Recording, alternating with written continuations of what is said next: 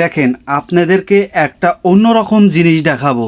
ঠিক আছে, আসলে এই জিনিসটা কেমন হচ্ছে, কি কারণে হচ্ছে, সবগুলো আসলে আপনাদেরকে দেখাবো। দেখেন একটা বস্তা, এই বস্তাতে আছে হচ্ছে চুন। এই চুনটা পানিতে গরমে, দেখেন গরম পানি, এতটা পানি আছে পুকুরে, এই পানিতে ভেদ করে, ঠিক আছে, বলক উঠে যাচ্ছে। আসলে চুনটা দেখেন কি গরম তাহলে।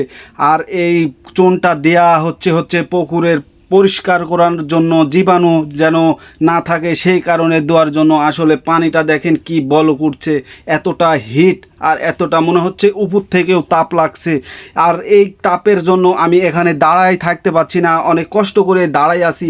আসলে দেখেন কি বলক উঠতেছে। আসলে এটা হচ্ছে পাথরের চুন। ঠিক আছে, আপনারা হয়তো বা শহরের মানুষ অনেকেই জানেন না এই চুনের এতগুলা কাজ আর এতগুলা হিট হয়। ঠিক আছে, আমাদের গ্রামের মানুষগুলা এগুলা সবগুলাই জানে। ঠিক আছে, আর দেখেন এতটা হিট আর আস্তে আস্তে আস্তে আস্তে কমে যাবে। এই চুনটা যখন ঠান্ডা হয়ে যাবে, পরবর্তীতে 3 ঘন্টা কি 4 ঘন্টা পরে এই চুনটা আবার এই বস্তা থেকে আমি বাহির করে ছিটাবো।